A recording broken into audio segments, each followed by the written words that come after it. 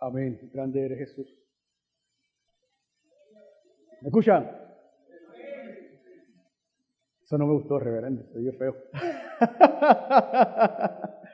Sé que lo hace con mucho amor. Pero a Dios damos toda reverencia. A Él se merece toda gloria. ¿Verdad que sí? Él es bueno. Para siempre su misericordia. Dale un aplauso al Señor fuerte. En esta mañana Él se lo merece. Él se merece toda gloria y toda honra. Un poquito de feedback. No sé si cualquier cosita. Uso el inalámbrico rapidito. ¿Ok? ¿Cómo están todos? ¿Están bien? ¿Comieron mucho pavo? Yo tengo el pavo hasta aquí. Pero de lo que nunca nos saciamos, porque siempre tenemos hambre, es de la palabra de Dios. ¿Cuántos quieren recibir la palabra de Dios en esta mañana? Yo quiero que el Señor siga hablando a mi corazón a través de lo que ha puesto en estos días en mi vida. Les confieso que ha sido un poquito complicado prepararme para el sermón de esta mañana. Sobeida, Amanda son testigos del estrés que he pasado con varias cosas que son cotidianas, pero que cuando te llegan y tú tienes que atenderlas, ¿verdad? Y estaba bien cargado, preocupado, pero el Señor es fiel. Siempre provee palabra de alimento a mi vida, pero qué bueno que esa palabra que Dios me ha dado también es de sustento para ustedes. Así que hemos adorado a Dios, hemos bendecido, hemos recibido la palabra enseñada, pero hoy Dios quiere seguir expandiendo esa enseñanza, hablar a nuestras vidas a través de lo que tiene en este momento. Te invito a que te pongas en pie ahí donde estás. Vamos a leer la palabra de Dios. Si te es posible hacerlo, te invito a que lo hagas para leerla en reverencia a su presencia, a su palabra. Y vayas conmigo al Evangelio según Mateo. Vamos a leer en el Evangelio según Mateo el capítulo 5. Mateo capítulo 5, vamos a leer esos primeros 3 versos, del 1 al 3 de Mateo capítulo 5. Dice la palabra, en el nombre del Padre, del Hijo y del Espíritu Santo. Mateo, hablando de Jesús, dice que viendo la multitud, subió al monte y sentándose, vinieron a él sus discípulos. Y abriendo su boca les enseñaba diciendo, bienaventurados los pobres en espíritu, porque de ellos es el reino de los cielos. Bienaventurados los pobres en espíritu, porque de ellos es el reino de los cielos. Inclina tu rostro conmigo y oremos. Señor Jesús, gracias por esta hermosa mañana que nos has permitido tener en tu presencia. Gracias por esta semana donde hemos podido compartir en familia para acercarnos en agradecimiento por lo bueno que has sido, por lo maravilloso que eres constantemente en nuestras vidas. Y hoy nuevamente te damos gracias por estar con nosotros hoy, por haberte manifestado a través de todas las cosas que hemos hecho en esta tu casa. Ahora nos presentamos delante de ti con corazones abiertos, deseosos de que tu palabra siga fluyendo en nuestros corazones para que podamos ser edificados, alimentados, fortalecidos, transformados, Señor, para tu gloria y para tu honra. Yo me presento delante de ti como un vaso de barro que soy, para que tu gloria sea la que se manifieste sobre esta tu palabra. Me escondo detrás de ti, te pido que examines mi corazón, perdona todos mis pecados, que en ningún momento pueda hacer yo tropiezo, Padre, de lo que tú tienes para tu pueblo escogido, la niña de tus ojos que has separado para ti. Permíteme, Señor, con temor y temblor hablar lo que tú tienes para ellos en esta mañana. En el nombre de Jesús. Amén y amén. Toma asiento donde estás. El Evangelio de Mateo, según así hemos aprendido y podemos constatar en la estructura de este libro, de este Evangelio, fue escrito bajo una perspectiva, bajo una óptica dirigida para los judíos.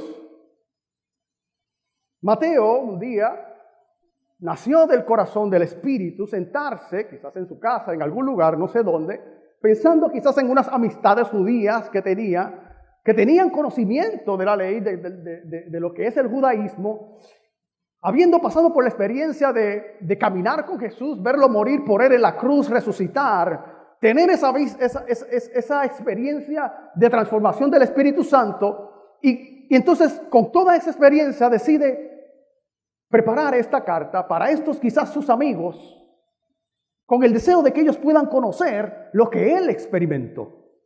Ahora, consciente de que estos amigos son judíos, él necesita explicarles a ellos y darle evidencias de que este era el Mesías esperado por ellos como judíos. Ahora, si usted ve la estructura de esta carta, porque es una carta, tiene un destinatario, son los judíos, la estructura que escribe Mateo está entonces con el fin y el propósito de evidenciar a los judíos que Jesucristo era el Mesías que ellos estaban esperando, todo en conformidad con la palabra del Antiguo Testamento. Por ello, usted verá que el libro de Mateo, o el Evangelio, la carta de Mateo, comienza en su capítulo 1 con la genealogía de Jesús, desde el patriarca Abraham hasta la persona de Jesús. Luego, en ese mismo capítulo, él da detalles del nacimiento del Señor Jesucristo de una virgen, haciendo ahí mismo en el capítulo referencia a la palabra del profeta Isaías, allá en el capítulo 7, versículo 14, al respecto del nacimiento de Jesús de una virgen. Si usted va al capítulo 2, allá en el relato que él trata de los magos de Oriente viniendo a ver al niño Jesús, da detalles entonces del nacimiento de Jesús en Belén, según fue profetizado también por el profeta Miqueas en el capítulo 5, verso 2. En el capítulo 3, ahora le presenta a sus amigos en esta carta a Juan el Bautista, el precursor del Mesías, de quien también el profeta Isaías había profetizado allá en el capítulo 40, verso 3 de su libro, como aquel que prepararía el camino del Señor. Cuando usted pasa al capítulo 4, una vez describe a Jesús en el desierto por 40 días y 40 noches, donde es tentado por Satanás. Entonces presenta un resumen bien breve, bien conciso, en pocas palabras, de la obra de Jesús. Sanando enfermos, liberando endemoniados, etc. Todo esto de forma resumida, pero con una frase muy especial, indicando que Jesús anunciaba y decía: arrepentíos porque el reino de los cielos se ha acercado. Ahora, si usted se ubica en tiempo y espacio en el lugar del lector judío a quien Mateo estaba escribiendo esta carta, mientras usted analiza estos 4 primeros capítulos del libro de Mateo, usted posiblemente se preguntará y dirá, o le dirá en su mente a Mateo: Mateo, muy bien, me dices, y ciertamente confirmo por la genealogía que pones aquí en la Biblia, que este Jesús proviene de Abraham y que es linaje del rey David. También nació de una virgen, como así me has demostrado que profetizaron en el Antiguo Testamento. Pero ahora en tu mensaje, Mateo, escribes en esta carta que Él nos manda a arrepentirnos porque el reino de los cielos se ha acercado. Explícame esto, Mateo, porque como judío sigo la ley de Dios, sigo el mandato de Moisés y de nuestros padres para alcanzar el reino de los cielos. Ya yo sé cómo llegar al reino de los cielos. ¿Cuál es la enseñanza entonces de este Jesús para que tenga yo que arrepentirme de mi vida según la ley de Dios y nuestros padres que he seguido toda mi vida? Esa es la pregunta lógica que a lo mejor estos amigos de Mateo se hubieran hecho al leer estos primeros 4 capítulos. Ahora, a raíz de esta pregunta lógica, Mateo, consciente de la reacción de sus amigos, trae, a diferencia, escucha bien, de las otras cartas evangélicas, Marcos, Lucas y Juan, quienes traen detalles ya desde un principio de las obras milagrosas y los portentos del Señor Jesús, Mateo decide dejar eso para más adelante y trae, en vez de esto, a Jesús enseñándonos cómo debe ser la vida de aquellos que pertenecen al reino de Dios, a través de lo que todos conocemos como el Sermón del Monte. Ahora, escuche bien, el Sermón del Monte viene a ser como el manual de vida diaria en Cristo resumido. Es el quick reference, es el handbook que podemos tener hipotéticamente en nuestro bolsillo para poder trabajar y afrontar las circunstancias de la vida sin desviarnos de la voluntad de Dios. Si usted quiere vivir, escuche bien, conforme al reino de Dios, haga del Sermón del Monte, esos capítulos 5, 6 y 7 del libro de Mateo, su estándar de vida a ser alcanzado. Jesús declaró en este mensaje, escuche bien, un resumen conciso de todo, absolutamente todo lo que tiene que ver su reino. Incluso Mateo cierra el Sermón del Monte con estas palabras de Jesús en el capítulo 7, verso 24, diciendo: cualquiera pues que me oye estas palabras, refiriéndose al Sermón del Monte que acababa de predicarles, si cualquiera pues que me oye estas palabras y las hace, le compararé a un hombre prudente que edificó su casa sobre la roca. Descendió lluvia y vinieron ríos y soplaron vientos y golpearon contra aquella casa, y no cayó porque estaba fundada sobre la roca. Pero cualquiera que me oye estas palabras y no las hace, este sermón que les acabo de decir, le compararé a un hombre insensato que edificó su casa sobre la arena, y descendió lluvia y vinieron ríos y soplaron vientos y dieron con ímpetu contra aquella casa, y cayó, y fue grande su ruina. El Sermón del Monte presentado por Mateo a los judíos en su carta evangélica establecía para aquellos y establece para hoy nosotros la base y el entendimiento correcto de las Sagradas Escrituras. Por ello usted verá que en repetidas ocasiones durante este Sermón del Monte de Jesús, él repetía esta frase: oíste que fue dicho, pero yo os digo. En otras palabras, Jesucristo pone en contraste aquello que Israel entendía era el reino de Dios, limitado a sus aspiraciones políticas y materiales como nación, con la implicación y amplitud espiritual, escuche bien, que el reino de Dios abarcaba a través de Jesús reinando en sus vidas. Ahora, lo cierto es que lo establecido por Jesucristo en el Sermón del Monte no era de exclusividad para los judíos. Incluso cuando usted ve a Jesús comenzar a enseñar a los discípulos, dice el pasaje que leímos, que él, viendo la multitud, subió al monte, se sentó y enseñaba a los discípulos, pero la multitud estaba viendo y escuchando. Así que lo que estaba proyectando Jesús no solamente era para los judíos, sino para todo aquel que pudiera entender cómo era su reino.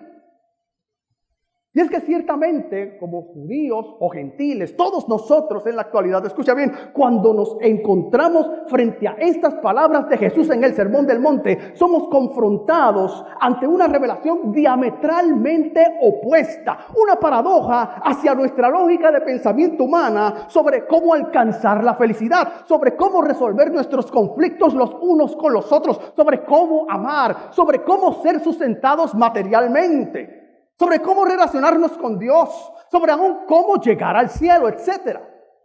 Escuche, poner nuestras vidas frente al espejo de lo que es el Sermón del Monte nos confronta con una verdad espiritual que va mucho más allá de nuestro alcance, de nuestra razón, de nuestra lógica humana. En otras palabras, nos lleva a reconocer lo mucho que nos falta para alcanzar el reino de Dios. Pero como una paradoja, ese reconocimiento de lo mucho que nos falta, que solo no podemos, es el motivo de Dios, es la excusa de Dios para ser propicio a nuestras vidas mediante su gracia, otorgándonos el regalo más hermoso que hemos recibido, su salvación. ¿Por qué no le das un aplauso a Él? Él se la merece, aleluya. ¡Wow! Ahora, acercándonos a la porción bíblica que queremos exponer en esta mañana, quisiera hablar sobre esa primera parte del Sermón del Monte, conocida como las bienaventuranzas. Ciertamente en el propósito de Dios, en el diseño de Dios para nuestras vidas, está el que seamos felices. En otras palabras, que seamos dichosos, bienaventurados. El mismo Salmo 144, verso 15, dice: bienaventurado, feliz es aquel pueblo cuyo Dios es Jehová. El deseo de Dios es que nosotros podamos experimentar felicidad. Ahora, observe bien, pues, las bienaventuranzas o la felicidad que Dios nos trae en el Sermón del Monte, más allá de un sentir experimentado, hablan del carácter que debe tener el creyente, de la actitud que tiene que aspirar a alcanzar el cristiano.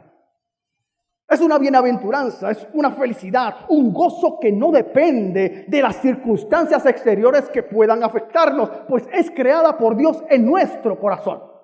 Ciertamente, Dios quiere que el ciudadano de su reino pueda experimentar y disfrutar de esa felicidad verdadera, una felicidad que es consistente, escucha bien, porque se sostiene de la esperanza en Cristo Jesús. Ahora, el Sermón del Monte ciertamente nos muestra cómo experimentar esa felicidad verdadera, pero quiero hacer una distinción. Escuche bien esto: la felicidad del ciudadano del reino de Dios se contrapone al estándar de la felicidad del hombre natural. Quiero repetirlo. La felicidad del ciudadano del reino de Dios se contrapone al estándar de la felicidad del hombre natural. Si usted observa ahí en las bienaventuranzas, algunas de ellas, Jesús dice, bienaventurados los pobres. Ahora, ¿qué diría el hombre natural? No, bienaventurados son los ricos. ¿Qué dice ahí? Bienaventurados son los que lloran. El hombre natural, ¿cómo que los que lloran son bienaventurados? Al contrario, los que ríen son los que son bienaventurados. Bienaventurados los mansos. ¿Qué diría el hombre natural? No, bienaventurados son los combativos, los agresivos, los que se llevan a todo el mundo por el medio. A través de los medios de comunicación somos bombardeados constantemente con la visión del mundo de su felicidad. Y como dice el dicho, tanto cae la gota hasta que hace el hoyo, que terminamos comprando muchas veces ese pensamiento y nos movemos en esa misma corriente, aún siendo parte del reino de Dios. Así opera la propaganda comercial. Así opera lo que llamamos la estrategia del marketing. Si usted observa a un estratega del marketing, aquel que analiza el mercado, que quiere introducir un producto nuevo a alguna comunidad o a algún lugar, este estudia el mercado. Primero, él va a analizar qué está recibiendo esa población, qué le están vendiendo. Va a analizar el mercado. Segundo, estudia la población donde quiere vender su producto. En otras palabras, ¿qué necesita esa gente? ¿De qué está necesitada? ¿Qué es lo que quieren recibir? Analiza el poder adquisitivo de esa población. En otras palabras, busca cuánto dinero puede comprar esa población. Mire, escuche bien.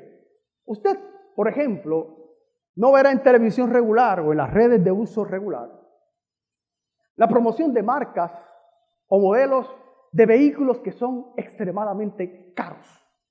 Usted no lo verá por ahí en los canales regulares de televisión ni en las redes sociales regulares. Usted no verá la promoción de joyas extremadamente o exorbitantemente costosas a través de los medios de comunicación regular que todos vemos comúnmente. ¿Sabes por qué? Porque el estratega sabe que el que tiene el poder adquisitivo para conseguir eso no se mueve en esos ambientes. Así que él busca ese ambiente y de allá promociona esos productos. Lo que quiero decirte es que el mundo conoce tu necesidad humana natural y te venderá, porque eso es una venta. Una venta es lo que él va a hacer para sacar provecho.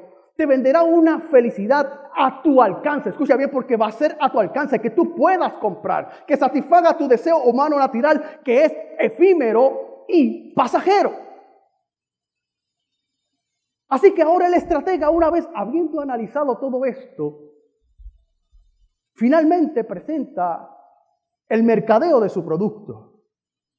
Ahora de una forma muy atractiva, vendiéndolo como el mejor producto para alcanzar esa complacencia que el hombre natural busca y traduce como felicidad verdadera. Usted lo ve en los anuncios. ¿Cuántos no se han topado con un anuncio bien típico que es cíclico, de este chico estereotipo de la perfección. Una persona con un cuerpo escultural que sale de la playa bien mojado, con los músculos bien resaltados, el six-pack bien marcado.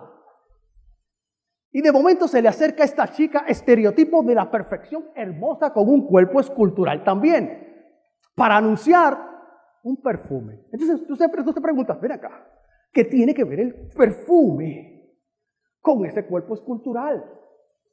¿Acaso tú te gustas perfume y rebajas? ¿Acaso tú te gustas perfumes y te salen músculos? ¿Se te transforma el cuerpo? Es imposible, ¿no? Si tú quieres hacer eso, tienes que hacer ejercicio. Pero ¿cuál es la intención con este anuncio? Lo que quiere es decirte que si tú usas ese perfume que te está promocionando, vas a conseguir el chico ideal. Vas a conseguir la chica ideal para ti. ¿Por qué? Porque está apelando a tu deseo carnal natural. No sé si usted se ha topado, esto se da en todo, en el alimento. A veces te promocionan unos alimentos que te apetecen. Miren, a veces ponen fotos de unos alimentos brutales. Si usted sabe lo que hay ahí, a veces te pueden poner un mantecado y lo que es una pelota de grasa porque brilla, para llamar la atención. Y no es mantecado. Es trabajar con el cerebro, con el subconsciente humano. No sé si usted posiblemente ha visto alguna revista. En la portada sale este rostro de esta chica perfecto. No hay ni una mancha, ni un acné, ni una arruga, ninguna línea de expresión. Un rostro espectacular. Y al lado del rostro, y ella está sonriendo.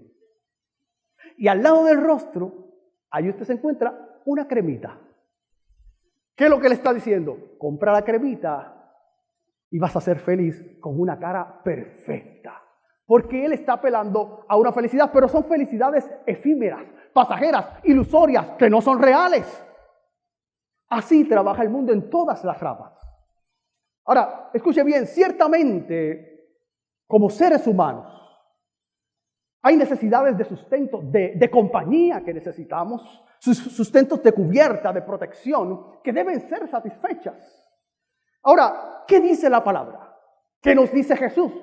Mire, ahí mismo en el Sermón del Monte, Jesús lo establece. Dice en el Mateo capítulo 6, verso 31. No os afanéis pues diciendo qué comeremos, o qué beberemos, o qué vestiremos, porque los gentiles buscan todas estas cosas, pero vuestro Padre Celestial sabe que tenéis necesidad de ellas.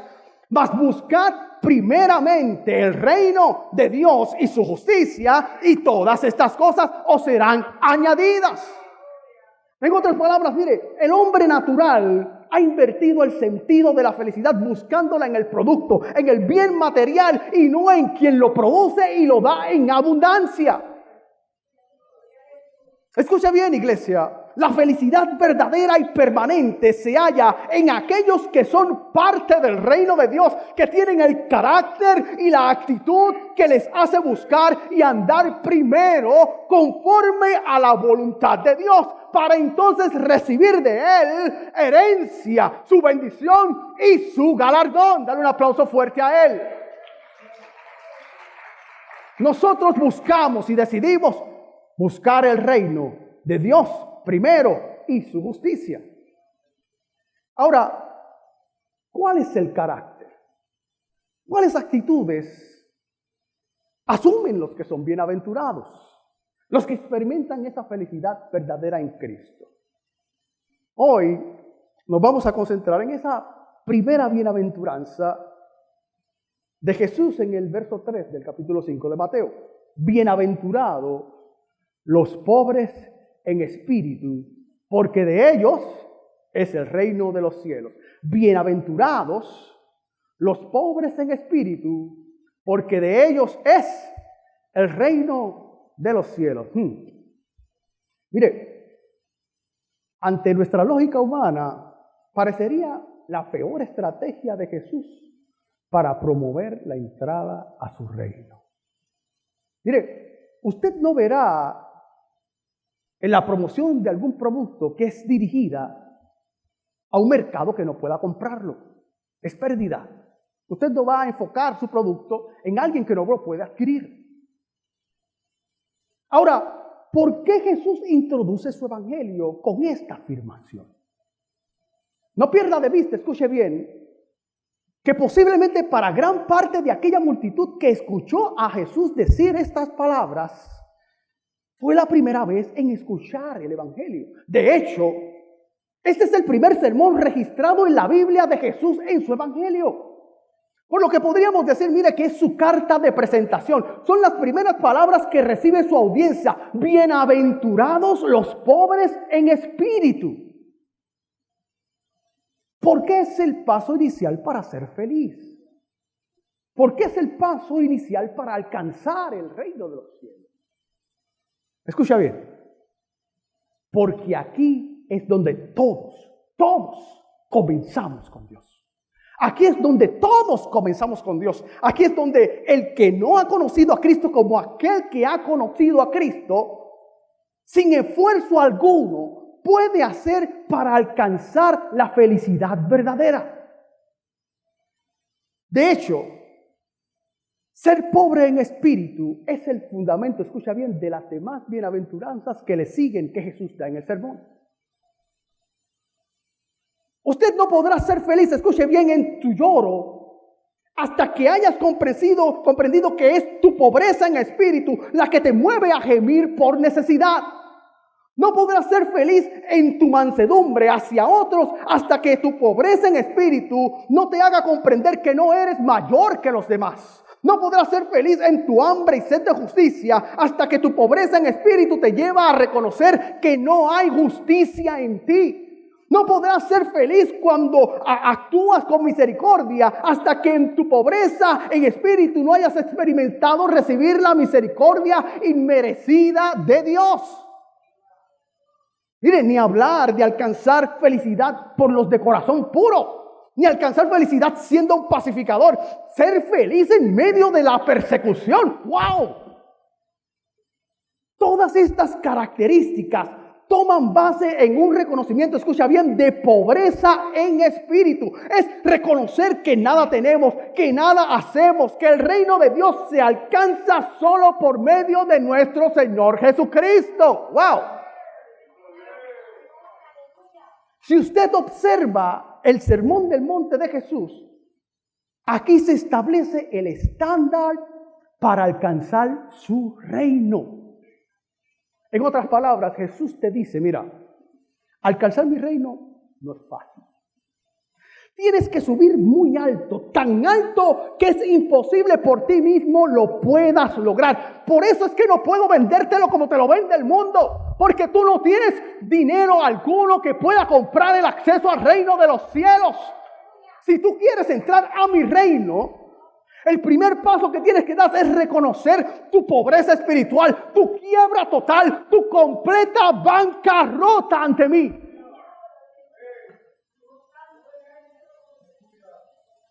Esta afirmación de bienaventurados los pobres en espíritu confrontó el pensamiento y la vida de aquellos judíos a quienes él predicaba, porque estos pretendían alcanzar el reino de Dios basado en su raza judía, en el cumplimiento de la ley y en los méritos adquiridos o ganados que les hacía dignos de entrar al reino de Dios. Mas Jesús les dice, mire, el reino que ustedes aspiran a entrar, aquellos que ustedes se sienten dignos de participar, está más cerca de aquellos que son pobres. Está más cerca de aquellos publicanos, de aquellos despreciados, de aquellos que por la condición tan baja en la que han caído, han reconocido que nada pueden y nada tienen que ofrecer. Escucha, iglesia, estos son los que claman por misericordia y alcanzan de Dios misericordia. Dale un aplauso fuerte a Él. Aleluya. Preste atención. Ciertamente, como cristianos en las manos de Cristo Jesús, somos transformados de continuo a través de la obra del Espíritu Santo en nuestras vidas. Pero ello no nos debe hacer pensar no nos debe hacer creer que somos aptos, que estamos completos, que somos dignos de entrar o de estar en la presencia de Dios. El mismo Pablo dijo en los Filipenses, no que lo haya alcanzado ya, ni que ya sea perfecto, sino que prosigo por ver si logro asir aquello por lo cual también fui asido por Cristo Jesús. Escuchen bien, en el momento en que pensemos que la obra de Dios en nuestras vidas ha sido completa, será cuando más lejos nos coloquemos de Dios.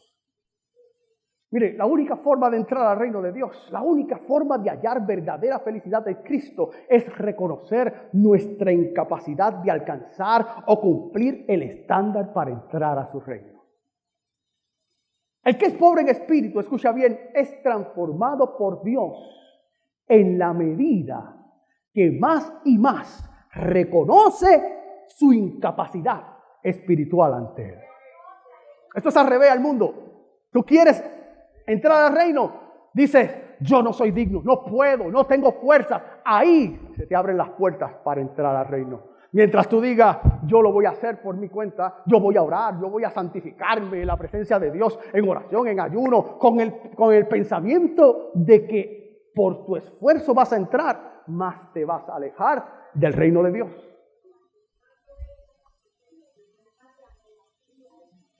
Como dijo el mismo Jesús, si alguno quiere venir en pos de mí, niéguese a sí mismo y tome su cruz y entonces sígame. Cito al gran predicador Charles Spurgeon cuando dijo esta frase: no lo que tengo, sino lo que no tengo es el primer punto de contacto entre mi alma y Dios. Wow. Ahora entonces, ¿a qué se refiere directamente Jesús con pobreza en espíritu?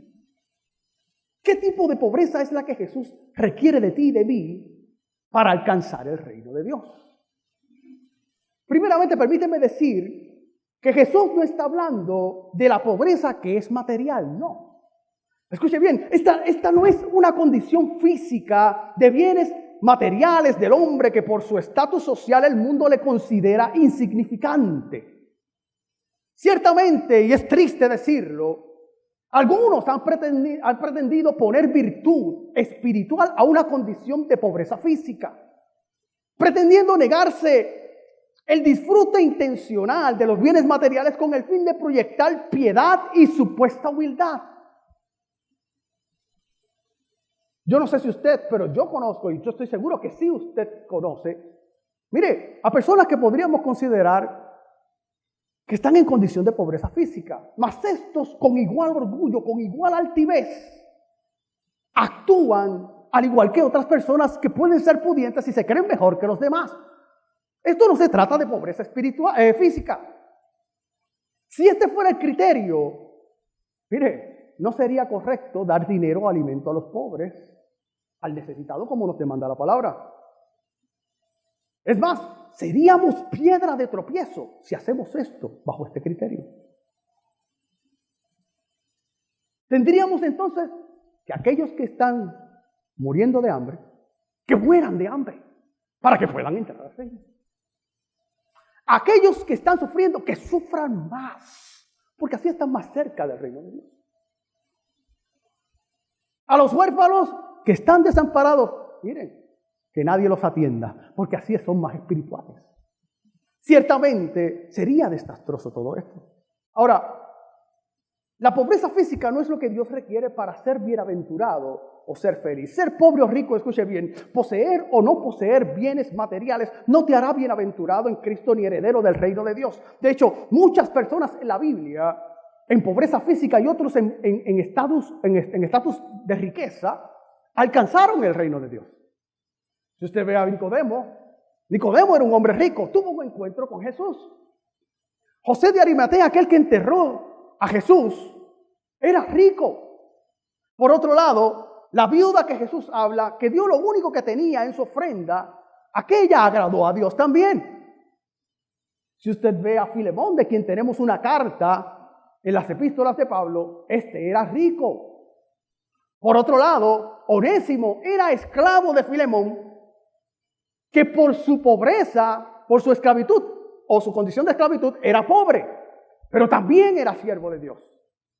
Ahora, ¿qué es la pobreza entonces? La pobreza en espíritu a la que la bienaventuranza nos está indicando. ¿A qué se refiere con pobreza en espíritu? Mire, la pobreza en espíritu tiene que ver con el carácter, con la actitud de humillación que asumimos delante de Dios. El término griego que utiliza Jesús cuando habló estas bienaventuranzas refiriéndose a pobreza es ptoso, que alude a una, escuche bien, mendicidad absoluta. En otras palabras, es aquel que sabe que está arruinado espiritualmente sin Dios. La pobreza en espíritu es aquella de aquel que se reduce a nada frente a Dios, quien se agacha y no está dispuesto a levantar aún sus ojos porque se encuentra indigno ante Dios.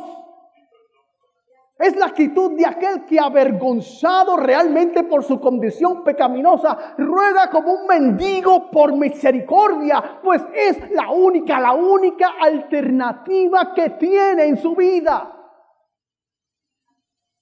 Esta pobreza en espíritu toso implica acercarse a Dios como aquel que es incapaz en todo y no le queda más que mendigar.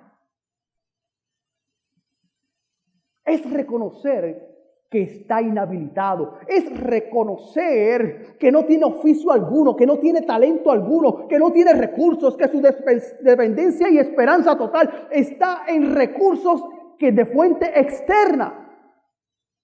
Eso es lo que Jesús se refiere cuando dice pobreza en espíritu.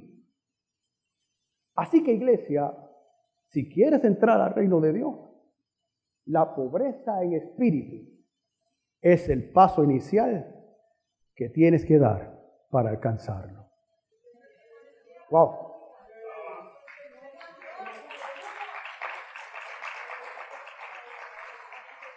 En resumen, Jesús les dice a estos discípulos que escuchaban el sermón y pensaban que eran ricos espiritualmente, felices los pobres en espíritu. En otras palabras, felices los que nada tienen de su interior para dar. Felices los que no pueden contribuir para su salvación. Felices los que están en bancarrota espiritual. Felices los que reconocen que han perdido toda esperanza. Felices los de corazón quebrantados, pues de ellos es el reino de los cielos.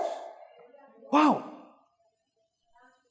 Isaías dijo en el capítulo 57, verso 15, hablando Dios, porque así dijo el alto y sublime, el que habita la eternidad y cuyo nombre es el Santo. Yo habito en la altura y santidad y con el quebrantado y humilde de espíritu, para hacer vivir el espíritu de los humildes y para vivificar el corazón de los quebrantados.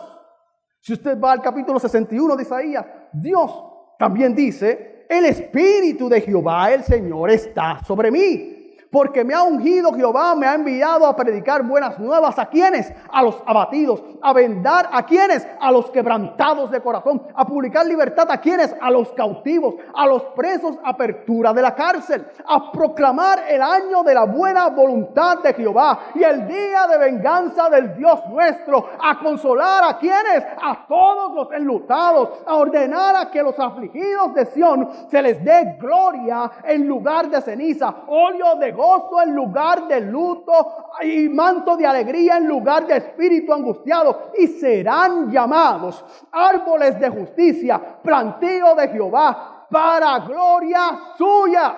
¿Tú quieres adquirir todo eso? Tienes que vivir en pobreza en espíritu. Dale un aplauso fuerte a él. Wow.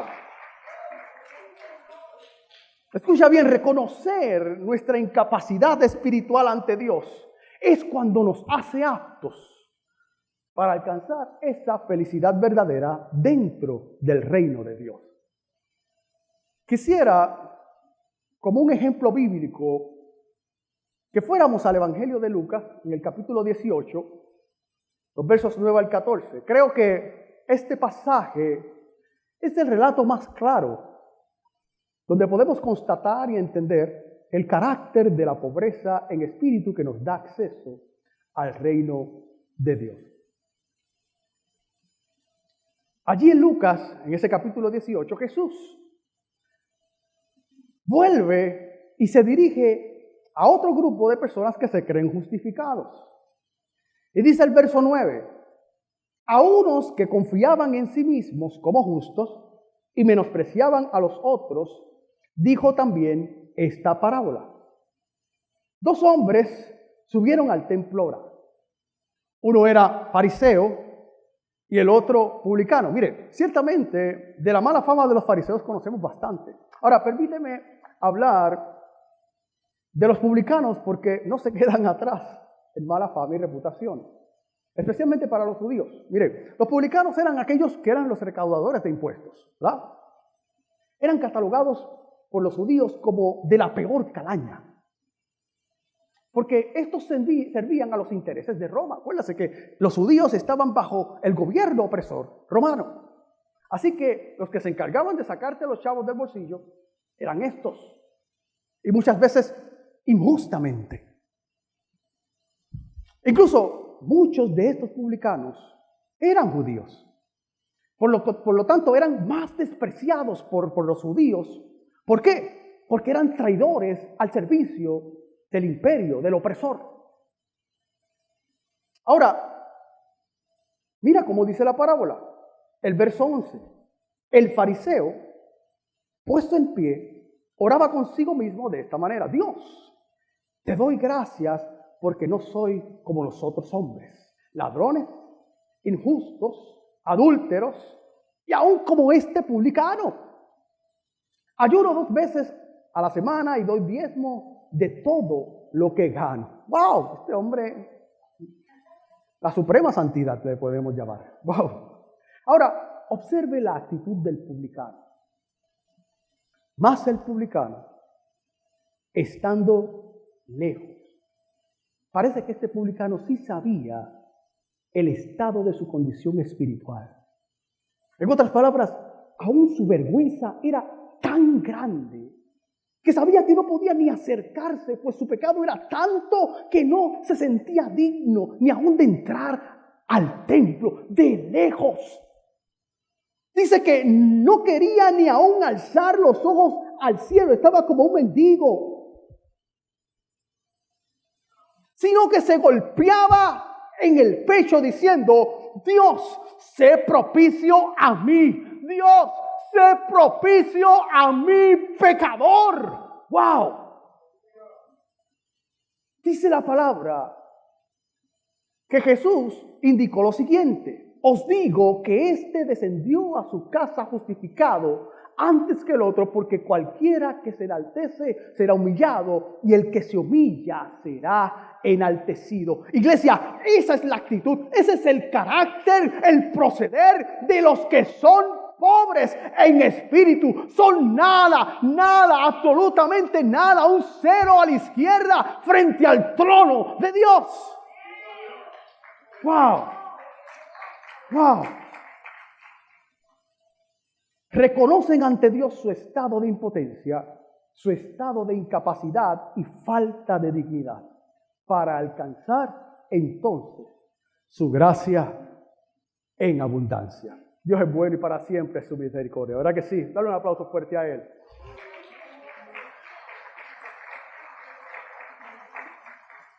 Para ir concluyendo, si observamos la palabra,